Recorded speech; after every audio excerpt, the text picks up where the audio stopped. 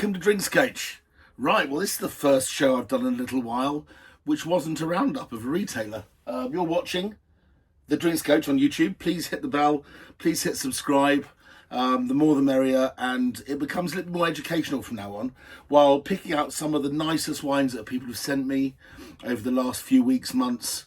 In fact, some have been sitting in the cupboard for a long time, waiting for their moment to shine. Please contact me on @Vinesack or @DrinksCoachUK if you want to contact me on Instagram or Twitter.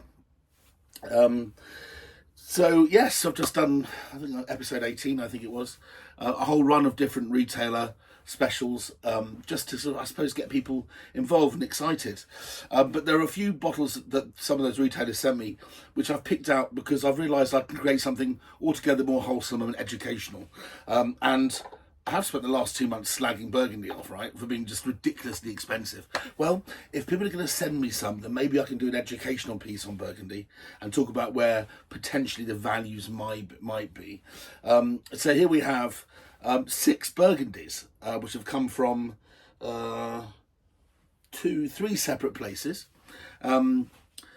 When I say the 3 separate places, 3 people who have contributed to this. Thank you very much to Annie Lim at Lim Communications, who asked if I wanted to see a couple of these wines as Christmas suggestions, and I very much did, and I think they're going to show very well, so they get their chance now. All the information about prices, where you can buy them, etc., will be in the description on the YouTube content below.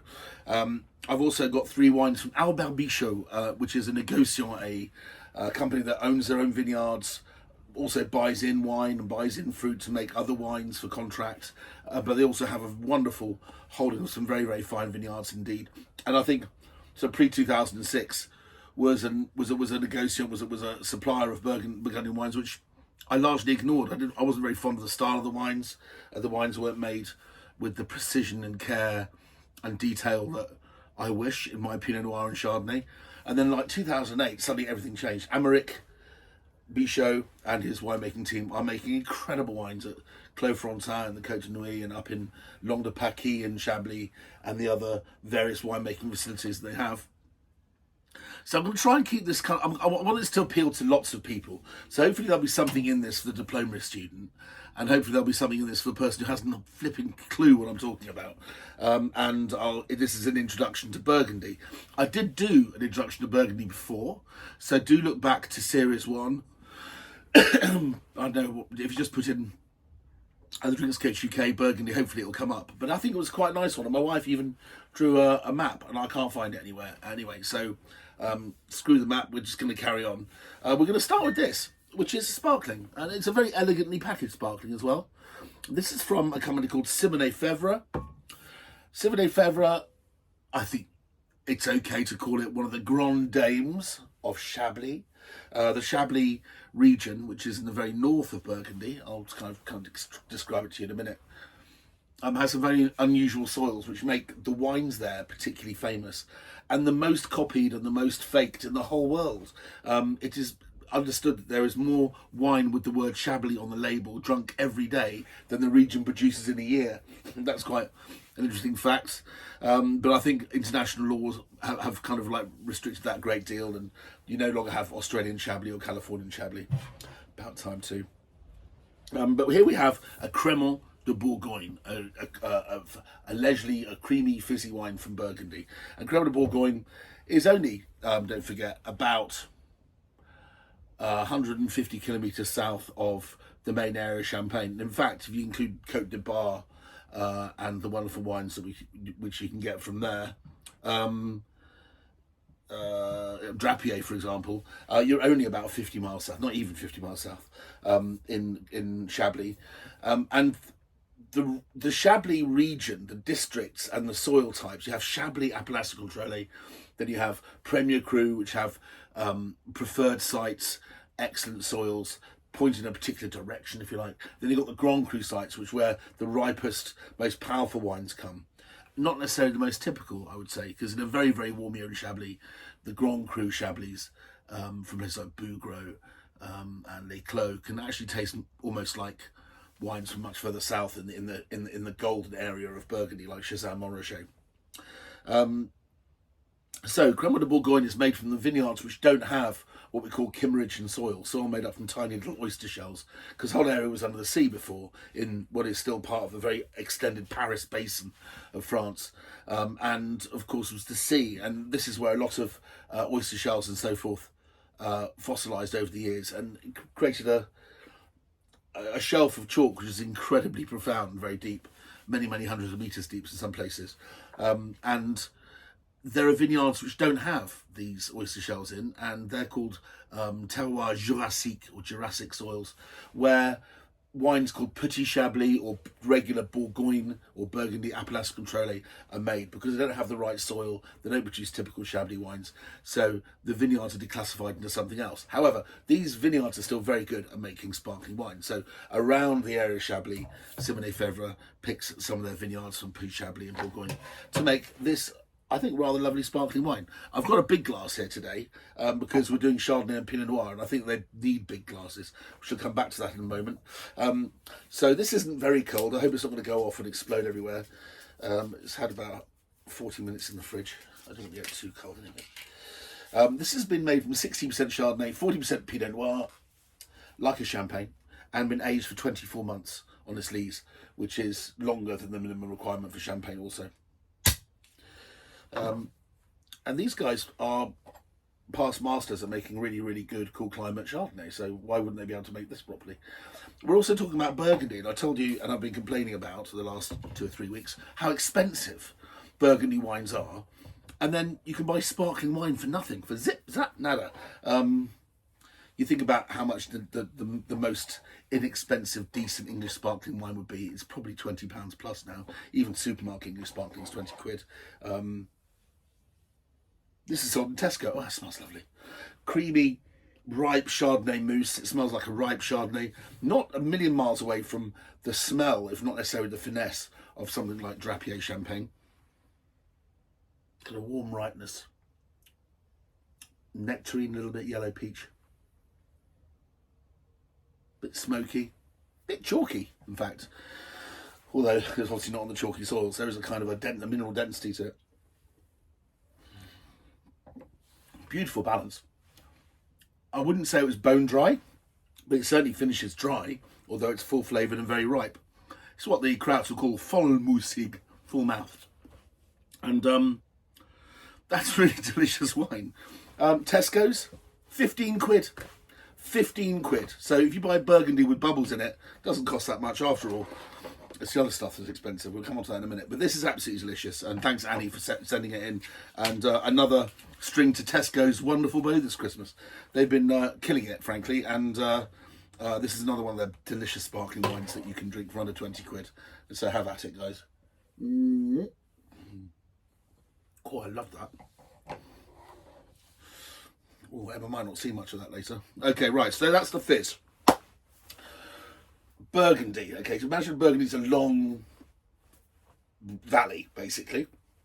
I'll try and make sure I'm doing it in mirror image so it's right for you. But you've got Paris. You've got a road that comes down, comes into Chablis. Sorry, comes into Champagne. Then goes south into Chablis. And Chablis is off to the west slightly in a place called the Côte d'Auxerre, or the Auxerrois coast. Auxerre being the main town. And there are a lot of grape varieties called Auxerrois, which one presumes were found around the town of Auxerre at some point or other, but it can mean lots of different things. Red grape varieties, white grape varieties, you name it. Let's not get too complicated about this. What they do grow there is very good Chardonnay, some quite nice Pinot Noir, and as global warming increases, these vineyards become much more relevant, much more important. There's even a little bit of Sauvignon Blanc, just to confuse people, because it's very close to the centre of France, where Puy-Fumé and Sancerre comes from. And if you just trot over to this side, it's about a 2-hour drive, you're in Sauvignon de Saint-Brie, which is the only Sauvignon Blanc which has status in the Burgundy district. Then you go a bit further south, and you're already into the red wine regions before you get to the sweet spot of Burgundy. So you've got Côte d'Auxerre, Chablis, and then you've got Irancy, Marange, around here. But Irancy is one that's particularly close to my heart. I've drunk some beautiful Irancies, even back in the day when vineyards weren't, or vintages weren't as regularly hot as they are now. I remember 2003 being a very controversial vintage, because it made some wines in very fine size that were so ripe that they were baked where lesser sites produced wonderful wine because it was so hot. And 2003 Irancy is a vintage I remember very well. Absolutely stunning, delicious, luscious wines. You would never known they came from the very north of Burgundy. Then you come into the Côte de Nuits, and the Côte de Nuits is where all the really preposterously expensive red wines come from. The top bit, Côte de Nuits, names like Nuits Saint-Georges and Romanée Saint-Vivant and La Tâche, etc. They're all in the top, and the most expensive wine there would be almost certainly Romanée Conti. We're looking at north of £10,000 a bottle vintage, not joking. And there are wines, many wines that cost that sort of money around there. Then you've got sort of like a bottom bit. So you've got the top bit, which is the Côte de Nuits, and then you've got the bottom bit, which is Côte de Beaune. The Côte de Nuits is near Dijon, the city of Dijon, and the bottom bit is near the town of Beaune. So instead of being called Côte de Nuits, it's called the Côte de Beaune. And Côte de Beaune is where some other utterly beguiling and delicious red wines come from. Personally, my preferred wines of Burgundy. So the red wines would be Pommard, Gevrey, Chambertin, Chambon-Musigny. These are my favourites. Volnay, Cailleret. Those sort of names all come from the south. There are satellite regions. There's Savigny-les-Beaunes and Chory-les-Beaunes. There's Beaune Premier Cru, Beaune Premier Cru Turon, Beaune Grève. There's, it's quite a complicated soil structure and area. But off to the side, to this side, just around the sort of hillside, are the greatest Chardonnay vineyards known to man. Certainly still producing a large proportion of the great Chardonnays of the world, but also very expensive wines too. And you're talking about Chazan Montrachet, Baton Montrachet, Prunier Montrachet, Le Montrachet, blah, blah, blah. There's also Auxerre, Santenay, Saint-Aubin, which are much better value. But, here they are. There's some lovely wines. And don't forget Merceau. We can't have that conversation without saying the word Merceau at least once. So, then you get into another bit, which is called the Chalonnais. The top of the Chalonnais, where Rouy is, and then you've got Mercurey. And also, Roux's at the bottom. Then it's Mercurey, brain fart, Bouzeron's at the top. That's right. Anyway, that area is an area kind of which is south of the golden area, the uber mega expensive wines of Burgundy. But as you'll see, the wines are not cheap, and they are in some cases worth good money, and certainly white Rouy and red Rouy and Mercurey can be wonderful, wonderful wines and punch way above their weight. But now the prices come up, you sort of gain what you pay for again. So you've got the Côte Chalonnais. So we've got Côte d'Auxerre and Chablis, Côte de Nuits, Côte de Beaune, Côte Chalonnais, and then you're in the Macon district, where you go all the way down the Macon, where Chardonnay was first discovered. Acres and acres of beautiful Chardonnay, quite a lot of sparkling wine made down there, and also at the bottom you've got some rather better vineyards with Puy Frise and Saint-Véran, but that's the end of Burgundy, certainly administratively and certainly geographically. You're now in the Rhone Alp, and then literally the overlap starts with Beaujolais, and you're in Beaujolais down to the northern Rhone, the southern Rhone. It's just one continuous line of utter joy, with great restaurants, food, etc. Anyway, what can I say? Should we start that again? Okay, right at the top, Paris off to the side, Champagne, Côte d'Auxerre and Chablis, Irancy, Côte de Nuits, Côte de Beaune, Côte de Chalonnais, and the Maconnais, and then here at the bottom, there we are. Just, if you can remember that, just know which way up it is. So, we've only done one wine, and that came from the very top bit. Next one, coming from the very bottom bit, literally going 200 kilometres, okay? And this is 2022, appears to be a really lovely vintage, on the ripe side, but very concentrated, with decent volumes, and that is 2022. This is Albert Bichot, one of the three wines, Améric Bichot, and Richard Bamfield, Master Wine. Thank you very, very much. Put aside for me after a tasting I missed the other day. So I didn't pay for these wines, so you know. Because I remember when Macon was like 11 quid. Well, it's not. This is about £30 now. This is premium Macon. Milly-Lamartine is a particularly stunning village. Even Dominique Lafont, the great guru of Merceau, has vineyards in this particular village for his Héritier Lafont label.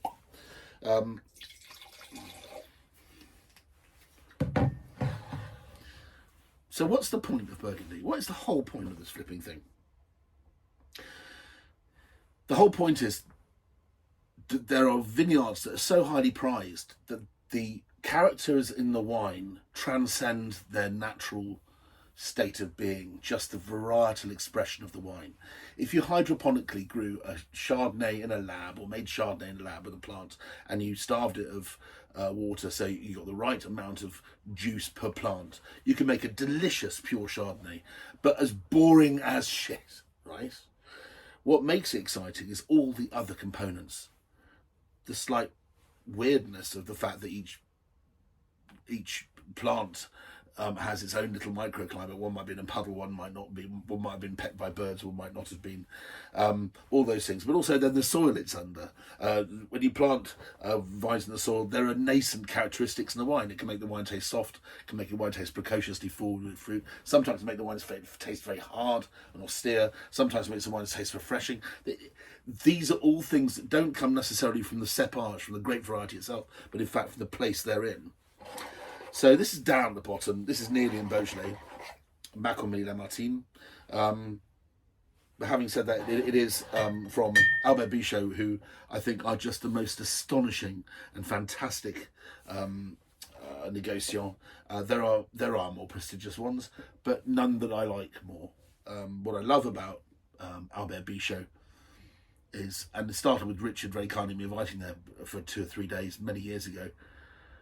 You can tell the difference between every single appellation, and I think that's a sign of great winemaking. You can tell wine from this side of the road and that side of the road. Even if you hadn't tried them before, just based on descriptors, I was able to correctly identify 5 different Chablis from 5 different parts over a 2 square mile radius, which shocked me more than anything else. But it's wonderful to have wine with such detailed expression that you can actually see for yourself exactly where these wines are from, and it's the great Sudoku. It's the holy grail for us, and I think that's one of the reasons why Burgundy is so enduring with people, is because there are tiny amounts of very rare wines, but they are from very, very specific places in most cases, and this game of where is it from is an endless one, and sometimes you just go, oh, this has to come from X, Y, and Z, just because the wine is so magnificently beguiling, full of violets and wild strawberry perfume and mouth-watering tannins, and these wines can pleasure in a way that no other liquid on earth probably can. So there is fuss to this, but whether that's worth the money you pay for it, it's cheaper to get a prostitute, frankly. So I don't know. It's horses for courses, isn't it? Right, 2002 Macon. There's a little bit of wood in here. I don't think anything is new. Maybe a tiny bit of new, maybe second or third fill, but it's very pristine. When the wines are this young, they almost smell Chablis firm and pristine, and very quickly over the first year, they ameliorate and soften and open up, and you get a slightly more doughy, almost mealy quality in the wine, from where the wine's been stirred on its dead yeast cells, which gives this kind of mouthfeel and texture. I wouldn't call it porridgey, that sounds horrible, but more like super fine hummus, or something that gives a wonderful texture to the wine.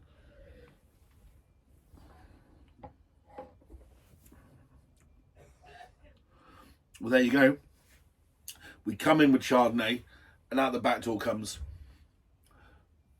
flint and a bit of limestone and a little bit of apple, a little bit of lemon, a little bit of Christmas mandarin, a toothsome oiliness, so like a texture and a grip at the same time. A really fascinating little wine. Already, we're way ahead of just it tasting like Chardonnay. That's a really delicious wine and fantastic. And this is what is absolutely typical of wines from the very bottom of Burgundy. When I describe Burgundy to you, do you notice that right at the top you've got Chablis, which is white wine, then it's red wine, then it's white wine, then they all mix up at the end. But some of the best white wines actually come from the slightly warmer sites, and this is from one of the warmer sites further down. We're now going straight back up again with our third white to the top. Albert Bichot have the most stunning Chablis estate called Long de Paquis, and again it's my go-to most years. I'm particularly in love with their Vaucoupin Premier Cru, which is a wine which has beautiful, elegant floral expression every year and is just delightful. But we're going back to the people that made that incredible fizz at the beginning. We're back at Simonnet-Fevre, yes. So the Grand Dame of Chablis, lot of vineyards, quite a lot of Grand Cru and Premier Cru vineyards. Founded in 1840, 1845, something like that, just before Queen Victoria made the throne. says 1840 on the crest, so let's go with that. Absolutely delicious wine. But this wine is a Premier Cru. So we haven't got basic Chablis, which is probably from the slightly flatter sites, but still have some chalk. We're now on key sites. If you think of Chablis like this, most of the Grand Crus face west southwest towards the morning sun in a big amphitheatre, and then on this side there are south-facing slopes which maybe face very slightly eastwards in some cases, and that's where all the Premier Crus are. And one of the largest Premier Crus is this little sucker here. This is Chablis Premier Cru Montmains, Montmains, Montmains, mountain hands. I think that means, yes, it's like fingers. There are some very, very fine wines made here, and most of the really top estates, or even the very small growers in Chablis, have a chunk of Montmains somewhere in their armoury.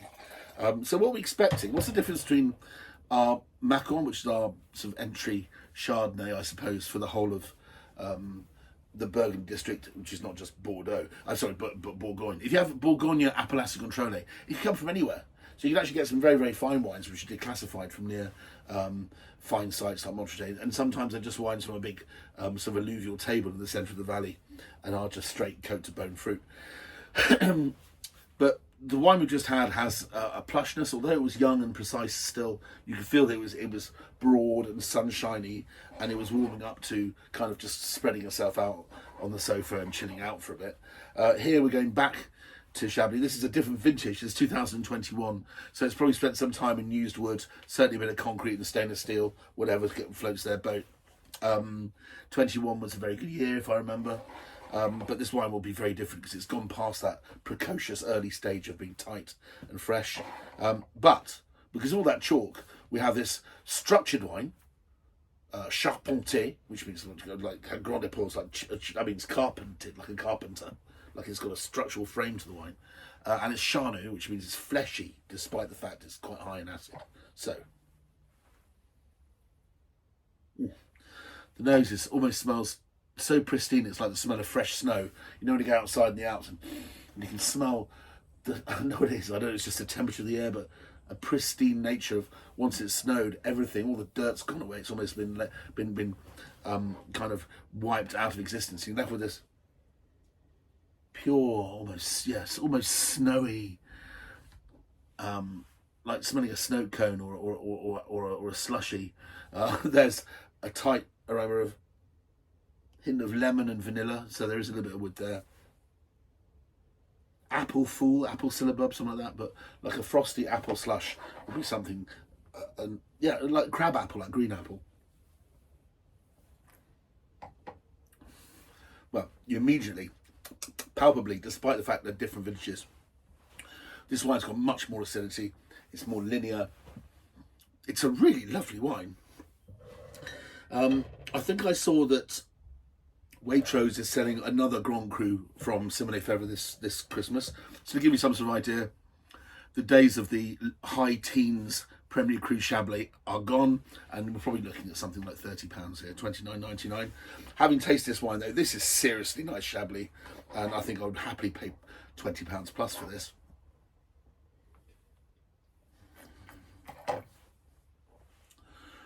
It's just so, what's nice is it is what it's supposed to be. If I go to a restaurant and ordered this, and it came, I'd be going, this is right in the sweet spot of what Chablis is all about. Minerals, acidity, creaminess from the lees aging, spice. All it needs is a big fat lobster. That's absolutely fantastic. And I would say at this point, better value than the Milly-Lamartine is, although I imagine this is quite a lot less money at the moment. It's probably about £5 or £6 cheaper. But there you go. 3 white Burgundies. We don't have any Chassagne Montrachet here. We don't have any Rouy. We don't have any Saint-Aubin. We don't have any Merceaus. But somewhere between here, you can see the style of what those wines are like. This wine with the tastiness of its wood. If it was a Merceau, there'd be a lot more oak, a lot more handling. They use a lot of new wood there. But the fatness of those wines is more akin to the Macon we've got here. An amazing sparkling wine for £15. I can't believe how good that is. Right, this is in danger of rolling on. This is 28 minutes in already, or 25 minutes. If you go right back to episode 1, scene 1, season 1 of the Drinks Coach UK, which would have been May, I think, 2020. I talk about glassware and I said, look, we're all locked in, nobody can afford anything at the moment. Don't worry, you can have the right experience if I explain to you how glassware works. So please watch that episode, because I'm using the very same glass I used in that episode to talk about Pinot Noir and Chardonnay. This is actually a gin chalice from Salcombe Gin. And that's one of the finest gins in the world. Trust. They make a whole range of very nice gins. And this glass actually is made by Dartington. And I used to design glassware for Dartington Crystal a while back. So this is quite a nice sort of like come right back round to where we started, and a bit of nostalgia here. But if you want to learn about what wine glasses are suitable for what kind of wines, please see episode 1 of the Drinks Coach. Just put in Ep 1, I think. And the reason I'm using this is I think that Pinot Noir is best drunk out of a goblet like this, a round glass. And I could go and buy, I don't know, some Riedel glasses. They'd be £35 each, even if they're the cheap ones probably. Or I can use surplus glassware, which is just sitting on the shelf, because I don't tend to drink bath-sized gin and tonics that often. I'm more likely to drink a Pinot Noir or a Nebbiolo from Italy, and they are made to be drunk out of glasses like this. Okay, so we've got 3 reds here. One is, can we call it the House Burgundy? I suppose we can. This is the House Burgundy, the red Burgundy from Davy's Wine Merchants in Greenwich. If you saw yesterday's show, I did a little celebratory show about the 5th generation Davy coming into power, James Davy, and celebrating not that many years ago, a couple of years ago, 150 years in business. And if you go down to Greenwich, it's a wonderful site. There's a wonderful outdoor bar there, which is just fantastic when the weather gets slightly better. And I'm sure they have heaters and stuff, but it's just a really magical site. And there's so many things to go and see in Greenwich. If you go down to the Naval College and the ceiling in the main hall and everything, extraordinary stuff. But they make a kind of, because they have wine bars in London, you'll probably be more familiar with the wine bars than maybe the Wine Merchant. The first one, or the oldest one, I think, is in London Bridge. And if you go in there and say, can I have a glass of Burgundy or a glass of white Burgundy red Burgundy, they will pour you this Davy's red Burgundy Bourgogne. It's made by Monsieur Laurent Bourgeot, I think it is. And he's got a site down in the Beaune, which is really nice, because we've got 3 wines here. We've got a wine from the magical area, although it's not a Grand Cru. It comes from a Premier Cru in the Côte de Nuits called Nuits Saint-Georges Premier Cru. Very smart, very fancy, and a very important stake to Albert Bichot. Then below that, where you've got the Côte de Beaune, where I mentioned the softer reds and the fine whites come from, we've got Beaune itself. This is actually made from 2 vineyards not that far outside the village of Beaune, which is wonderful. And in between, we've got a red wine from Chardonnay to show value where value is due. It's a single Premier Cru site. I think there's 20 odd Premier Cru sites in Mercurey, in Chardonnay. And these wines are now, I suppose, getting discovered. Certainly the prices are going up. So we've got a wine from Chalon, we've got a wine from Beaune, and we've then got a wine from Côte de Nuits, which are the 3, I suppose, climates of red Burgundy. Okay, we'll start with this one, which is the Boney one, 2022, I'm guessing. No, 2020. Very, very ripe year, very warm year, so this should be ready to go. There was a time when he went into a wine merchant, or he went to Obbins and asked for Obbins red Burgundy. It'd be like £6 or £7. This is £24.99. Give you an idea of that's where Burgundy starts, around £20 these days. I don't know how much supermarket Burgundies are, but Sainsbury's red Burgundy or Tesco's red Burgundy, I don't know what they cost, but certainly over £15, I'm thinking, and they probably don't taste very good in most cases, because you're scraping the barrel at those price points. But have a look at this. 2020, 3 or 4 years. Oh, look, there's some little water spots on the glass. I apologise for that if you can see it.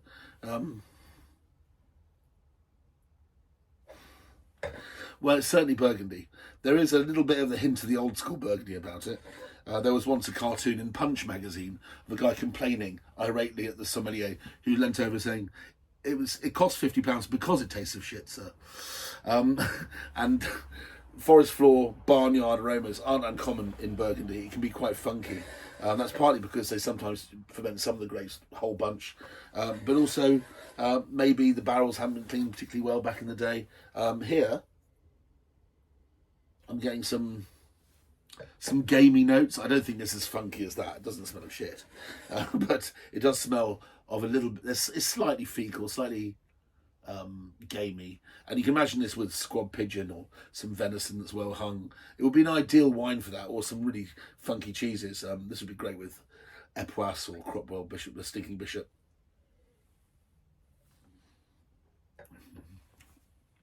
In the mouth, it's pristine though. Lovely, tight, toothsome, dry cherry fruit, black cherry, a little bit of sourness to it, sweet sour. All that needs is a freshen up in a decanter. The French have a phrase called chambrage, or giving a wine some room. Chambre being room in the real sense. I would have got one of my jugs here, I would have got a decanter, and I would have chucked this in. Let it breathe out a bit. And some of those slightly funky aromas will settle down and disappear, and end up probably smelling quite sweet and sexy. But that's what Cote de Beaune tastes like at 25 quid these days. If you insist on buying Burgundy, it's not a bad choice for £25, I promise you that. Okay, moving up the ladder, back to Albert and Amérique Bichot. This is Domaine Adélie. Domaine Adélie is owned by Albert Bichot. It's in the Premier Cru of Champs Martin. Mercurey Premier Cru Champs Martin. Which sounds a bit like Chambertin. I wonder if that's on purpose. Could be. Okay, Chambertin being a very fancy Cote de Beaune. Anyway, so this is a wine from the Chalonnais. So this is further south than Beaune. This is down in the sort of like what used to be slightly no man's land between Beaujolais and the premium vineyards of Burgundy, but now are fetching good money. Mercurey is known for its reds. Rouy, possibly more known for its whites than its reds, but they're both available, as there is Mercurey Blanc. And further south, Montagny, where there's acres of very, very good wine, which I believe tend to mature a little bit faster than the wines of Mercurey and Rouy, which are a bit finer. So the further north you go towards the Beaune, I think the better the wines tend to be. And this is a single estate, old vine, very beautifully tended, very careful management here in the vineyards. It's got a beautiful, vivid purple colour to it. This is more the colour of Burgundy that and Pinot Noir I want, really. It's looking vibrant and fresh. Of course, it's only 2022. It's just been bottled. Let's have a go at this.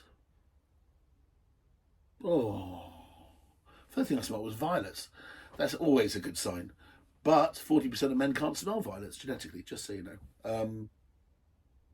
There's just a whiff of flowers, of Parma violets, but more the really pure flower. And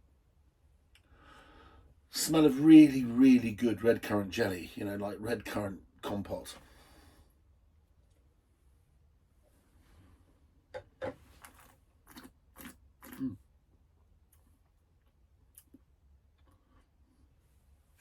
Nothing wrong with that.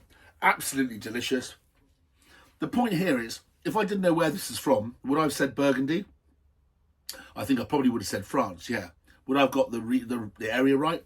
It certainly tastes like an expensive Burgundy. When I say expensive, in my part of the world, that would be anything over £25. As we've discovered from this particular show, it kind of starts at 25 quid.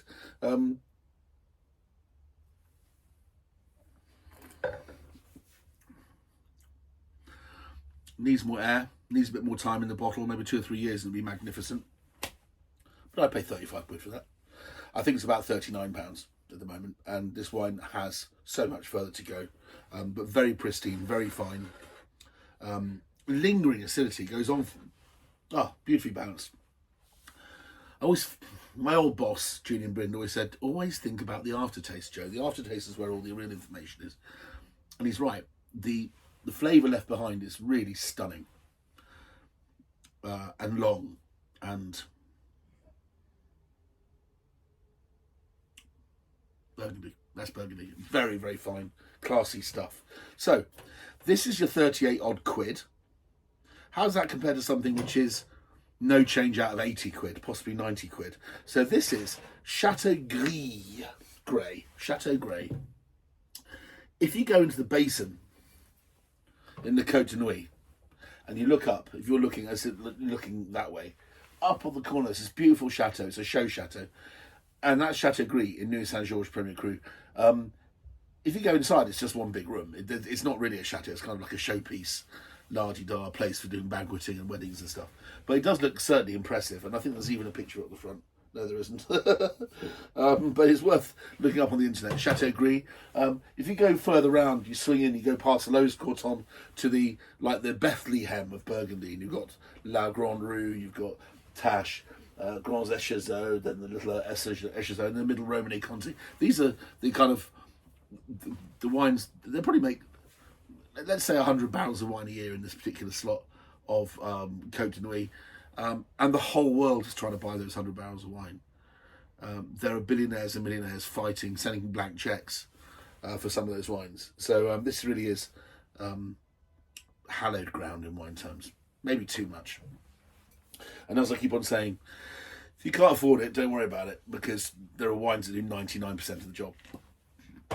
So here we are at the Monopole, which means that the whole of this particular Nuits Saint-Georges Premier Cru, which is called Chateau Gris, is owned by Albert Bichot, and it has this wonderful label as a result.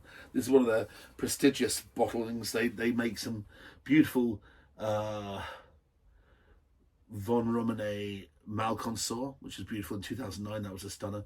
There's some beautiful Echezeaux and Grands Echezeaux. I think the Echezeaux 2010 was absolutely just stunning, just delightful. And these are wines now they're lifting up into £200 a bottle, £250, £300 a bottle, and other people charge more than that. So while it's still under £100, let's see what Nuits Saint-Georges tastes like. Now, Nuits Saint-Georges famously takes a long time to come round. It kind of depends on the estate or the producer.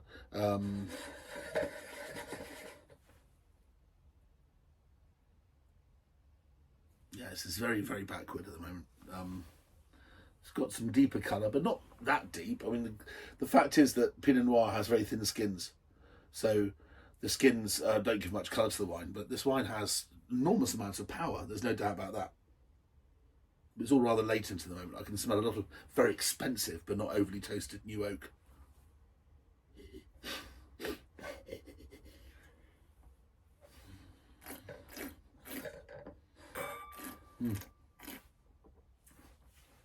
Typical of Côte de Nuits, not Côte de Beaune. Côte de Beaune is massage your shoulders.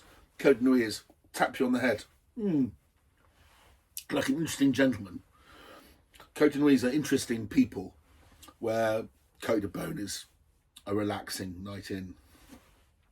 This wine has firm tannins, quite a lot of tannins. This is a wine that would certainly have aged for 20 to 30 years had we not pulled the cork. I think sweet spot would be probably 10, 15 years in. Very fine, tart. This wine will taste better tomorrow. That's how backward and unevolved it is. But there's no reduction. It doesn't taste like the wine's been kind of starved of anything. It needs to grow in a natural way. And is mighty.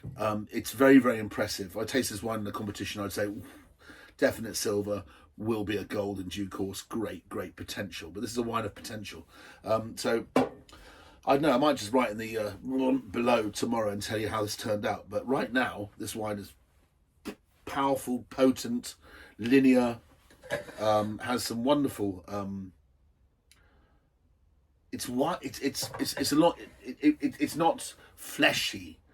It's not big and fleshy. It's wiry and athletic. You can see the muscle tone in this wine.